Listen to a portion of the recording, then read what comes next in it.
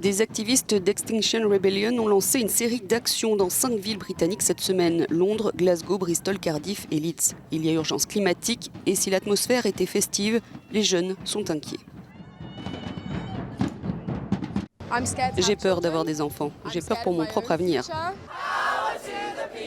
À Londres, ces militants ont demandé aux habitants de garder pour eux 22% de leurs taxes municipales pour protester contre la lenteur du gouvernement à réduire les émissions carbone du Royaume-Uni.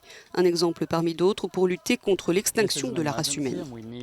C'est une urgence et nous avons besoin de réponses urgentes. Après la Seconde Guerre mondiale, par exemple, les gens se sont rassemblés et ont mis en commun toutes leurs ressources et ils ont résolu leurs problèmes. Nous devons faire de même maintenant parce que le changement climatique est la plus grande menace existentielle à laquelle l'humanité fait face.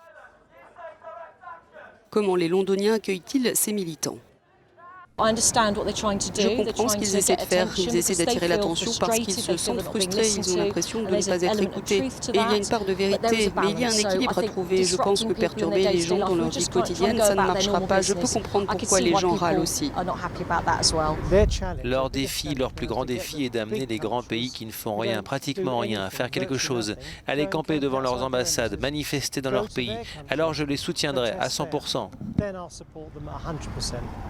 Durant tout l'été, des manifestations non violentes, des actions de désobéissance civile vont se succéder ainsi. En avril, des milliers de militants d'Extinction Rebellion avaient réussi à bloquer des sites importants dans le centre de Londres. Plus d'1 millier de manifestants avaient été arrêtés, 180 traduits en justice.